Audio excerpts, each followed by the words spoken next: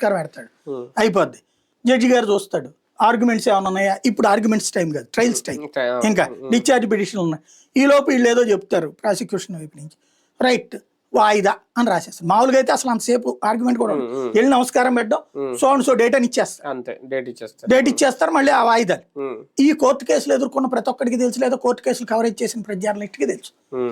ఇందులో దానికి ఈ నాయకులకి తెలియని వాళ్ళ, సోషల్ మీడియాలో ట్రోల్ చేసిన వాళ్ళు, ప్రెస్ మీట్లు పెట్టిన వాళ్ళు, వీళ్ళందరికీ ఎంతమంది వెళ్ళి అటెండ్ అవ్వట్లేదు కోర్టులో.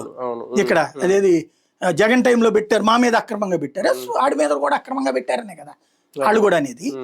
జగన్ వీళ్ళ మీద అక్రమంగా పెడితే వీళ్ళ మీద, జగన్ మీద వాళ్ళు అక్రమంగా పెట్టినట్టే కదా.